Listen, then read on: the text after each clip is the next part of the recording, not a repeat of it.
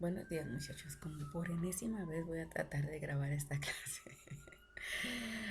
Bueno, miren, nada más para ponernos en contexto. La primera semana que salimos a la contingencia, mandé unos puros apuntes porque no sé si recuerdan que una semana antes de salir habíamos visto en clase lo de delitos patrimoniales, les di la explicación. Sí pusimos un apunte en el pizarrón, pero nada más de cada, el artículo que correspondía y el delito, el artículo y el delito. Pero sí me acuerdo de haber dado toda la explicación. Entonces me faltaban algunos apuntes, eso fue lo que los mandé, les mandé actividades. El 30 de marzo sí les puse una clase nueva, que es lo que les voy a dar hoy la explicación, que es delitos contra la moral pública. La razón por la que me brinco de capítulos, porque si se fijan nos pasamos del 233 al 273, es que los delitos sexuales que habíamos visto antes de los patrimoniales están relacionados con esto.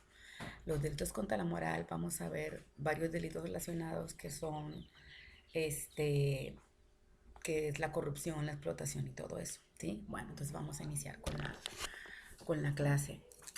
Nos vamos a situar primero en el Código Penal de Sinaloa y aunque hay unas figuras que ya están derogadas porque las jaló la ley especial que se llama Ley General para Prevenir y Sancionar y Erradicar los Delitos en Materia de Trata de Personas, igual vamos a dar la explicación porque estas cuestiones sí se dan en la práctica, ¿no? Entonces vamos a ver cómo las contempla el código, cómo las contemplaba. Nos vamos a ubicar primero en el Código Penal. Van a abrir el apunte que les mandé el día 30 de marzo y vamos a empezar con el artículo 273 que habla de un montón de delitos. Dice explotación, corrupción, prostitución de menores. Bueno, primero considero que vamos a explicar cada uno en general. ¿A qué se refiere corrupción? La palabra corrupción en términos generales significa una descomposición en términos técnicos. Si lo aplicamos a una corrupción de un menor, se referiría a descomponer la personalidad, a un desvalor, a una conducta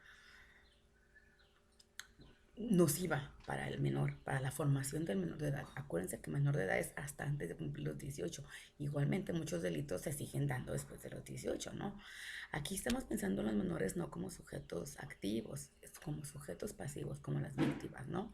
Entonces la corrupción es descomposición. De hecho hay personas, no sé si han escuchado, que dicen, ay, se corrompió la carne, se corrompió, o sea, se echó a perder, ya no sirve.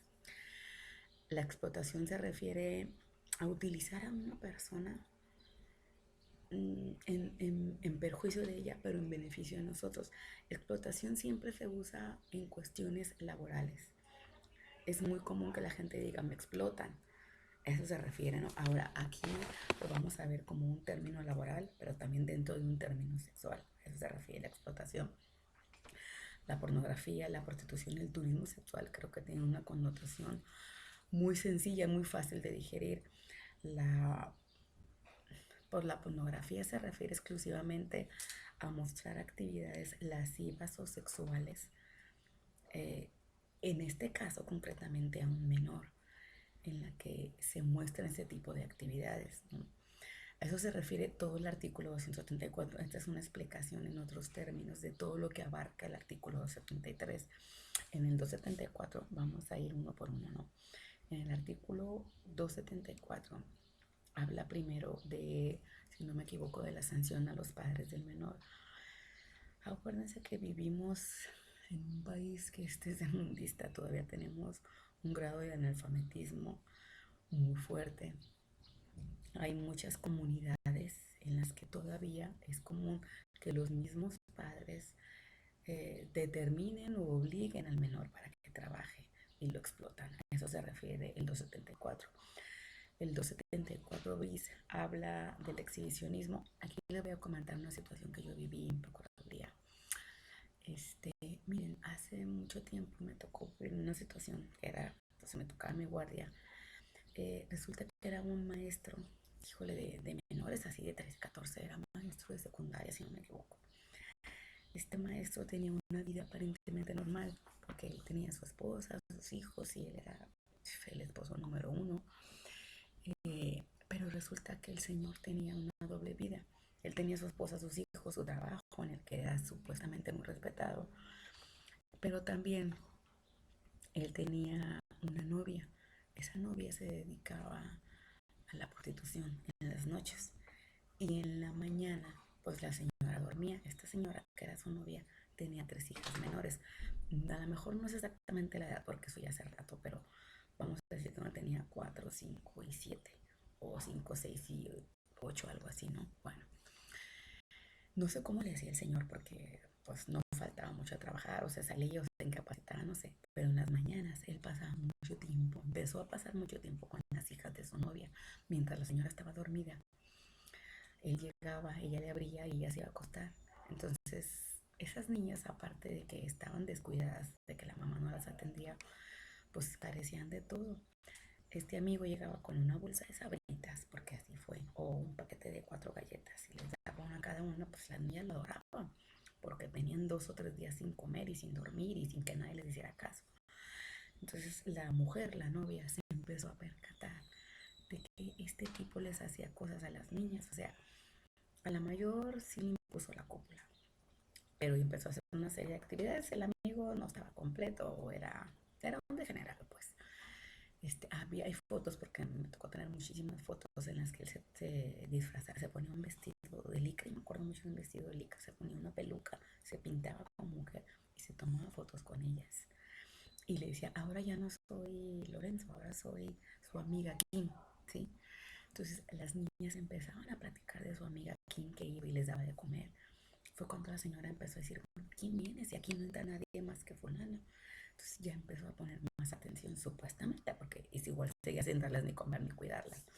Entonces, cuando llegó a la agencia que presentó la denuncia, no pudimos actuar rápidamente. Ella nos llevó unas fotos, se empezó a poner una investigación, había unos agentes ministeriales que lo siguieron y sí se percataban de cómo daba la clase, se salían intermedios, se incapacitaba a veces para ir a pasar tiempo con las niñas.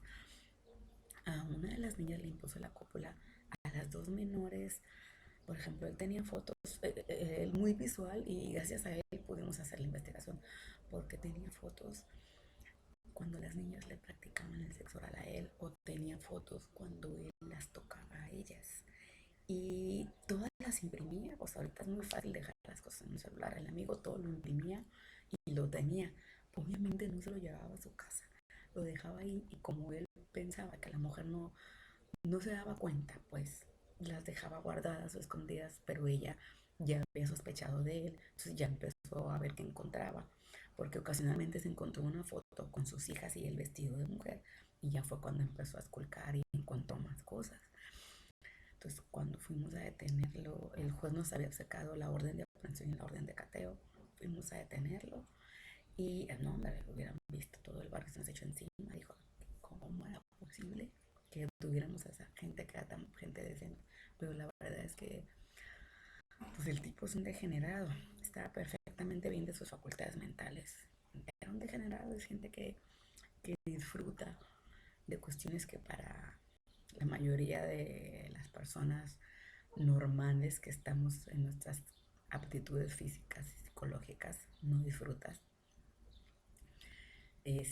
Se pudo llevar a cabo la investigación en la detención y él quedó detenido, y posteriormente se le dictó una sentencia condenatoria porque gracias a él había muchos elementos. En ese artículo 274 bis se habla del exhibicionismo, a él le gustaba mucho que lo vieran. Entonces gracias a eso lo pudimos detener fácilmente, porque él tomaba fotos, él guardaba videos cada vez que se transformaba, cada vez que le estaban haciendo algo o que él lo estaba haciendo, él aguardaba evidencia. Entonces, gracias a esa evidencia se pudo hacer la investigación. Y el 274 bis habla del hecho de que en nuestro país, miren, en muchas partes se da, pero yo sé que hasta en la actualidad, en Oaxaca y en Chiapas, todavía el trueque es muy aplicado, vamos. Hay familias muy humildes que todavía tienen 5 o 10 hijos, y, por ejemplo, si las hijas, mujeres, sexo femenino, llegan a la edad de 13 años, que dicen ellos, están de merecer, se las ofrecen, por ejemplo, al cacique del pueblo, a la persona que tenga el dinero o el poder económico, y esa persona pues a veces les da dinero, pero a veces en realidad pues se les dice que les da, ah, bueno, me das a tu hija y te doy tantos costales para que siembres frijol, para que siembres maíz, ¿sí? O sea, por eso se le llama ture, que ellos dan a su hija y les da algo para sembrar. Muy común también. El 274 bis B habla del agravante por parentesco, que sea un pariente el que lleve a cabo estas transacciones. Los mismos padres se deshacen de ella de esa manera. Eh, Hace muchos años hubo una película que se llamaba Poquianchis, era un nombre muy tonto, ya ni me acuerdo por qué era el nombre, pero ahí se detectó que los mismos padres vendían a las muchachas a cambio de una cantidad porque ya no las podían mantener, eran muy pobres, se querían deshacer de las hijas, las vendían. De hecho, si eran vírgenes costaban muchísimo más y las vendían para la prostitución, ¿no? Fue un escándalo mayúsculo en los 70s. El 274 dice, habla de la misma situación, pero que sea un funcionario. Hay algunos pueblos todavía o poblaciones alejadas, por ejemplo, que haya una sola autoridad, por ejemplo, un síndico, un fiscal, una persona que represente la autoridad del pueblo y que sea el mismo, en lugar de poner orden, el que sirva como intermediario para obtener un beneficio económico y venda a estas mujeres. este, a eso se refiere la pena, ¿no? En el 274 dice, el 274 dice, habla de una persona que lo encubra. El 274 bis habla del turismo sexual. Miren, nosotros vivimos en un puerto, entonces aquí es muy fácil que esas situaciones se dan, híjole, por mayor. En alguna ocasión les platiqué cuando estábamos viendo delitos contra la libertad, creo, esta situación que también me tocó vivir en una guardia. Yo estaba haciendo una investigación por, híjole, por una violación, creo, ya no me acuerdo. No me acuerdo cómo me llegó la investigación, me llevó a tropezarme con esa situación. Era una familia más atleta, que era la mamá, el papá y dos hijos. No me acuerdo de la edad del más chiquito, pero el grande tenía, híjole, 14 o 15. Entonces ellos se trasladaban, por ejemplo. Esa situación pasó en unos municipios del Valle de México. Llegaron, se establecieron, inscribieron al hijo en secundaria y el hijo se hizo amigo de una bola de muchachas muy bonitas. Él se hizo amigo de ellas, se invitaban a comer, a veces él a ellas, luego ya cuando les tomó confianza las volvió a invitar a comer. Entonces la mamá les puso droga porque a mí me tocó tomar la declaración de una y ella dijo que lo último que se acordaba era haber estado comiendo y se quedaban dormidas. Le pusieron una droga muy fuerte porque ellas durmieron y ella dice que cuando abrió los ojos veían en un camión y llegaron a un lugar que tiene mar, que ahora sabe que se llama Mazatlán, o sea, les trajeron para acá. El trabajo de ellos era enganchar, dicen, en esta cosa. El enganche a veces se hace por internet, pero eso también es muy común. Entonces, las traían, las privaban de libertad y ya ellos se las entregan a otra. Es una empresa, son multinacionales muy grandes, se las entregaban a otros y esa otra empresa es la que las prostituye. El trabajo de esa familia es enganchar, ver muchachas y entregarlas a la otra empresa. Ahora, el lenocinio, que también estábamos, miren, todos los delitos de este capítulo no se pueden ver de manera singular, no hay un delito solo. Todos los delitos, la corrupción, el exhibición, el turismo, todos estos delitos se acreditan con concurso, o sea, siempre hay una privación ilegal, una violación, la prostitución y la trata. Generalmente están unidos, no puedes ver un delito sin el otro. En el artículo 275 el Código Penal todavía del lenocinio. El lenocinio, el lenón es aquel que le dicen el padrote o la madrota. Es el sujeto que es la definición que establece el código, que explota el comercio carnal de otro. Vamos, que obliga a alguien a prostituirse y le quita el dinero. Si cobra 100 pesos, pues le da 5 pesos para su ropa, sus chicles y sus gastos. Y ellos se quedan con todo lo demás. Esa es la definición de un lenón. El artículo 276, ya derogado del Código Penal, hablaba de la trata, sin embargo se deroga y lo absorbe la ley especial, que es la ley de la trata. En la ley, los artículos 2 y 5 hablan acerca de la competencia de quién va a conocer en estas cuestiones. El artículo 10 establece como un concepto específico de qué es la trata de persona. El 11 y 12 son muy fuertes porque hablan de la esclavitud y del siervo sexual. ¿Qué se tiene que entender para tratar de delimitar? Porque como les digo, estas conductas es muy difícil que se acrediten de manera singular. Siempre están unidas a otro delito. En el 13, 14, 15 y 16 se habla del lenocinio, del lenón o del padrote y del exhibicionismo, como el asunto que les comentaba del maestro. Eh, en estos delitos, generalmente la situación que prevalece es prostituir a una persona en contra de su voluntad. Hay gente que dura toda su vida y después caen en una inercia, generalmente están envueltas en la drogadicción para poder aguantar este ritmo de vida.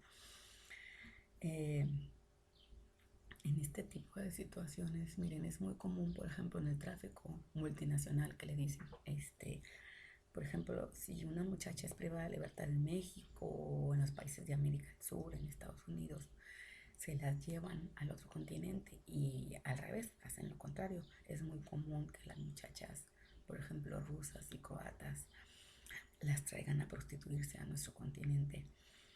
Les voy a encargar que vean el video, que vean los apuntes y que me pregunten cualquier duda que tengan. Perdón, les encargo que no me manden nada a mi correo, porque está saturado. Les encargo que si tienen alguna duda, pónganmela, que yo se los voy a contestar a cada uno en el grupo.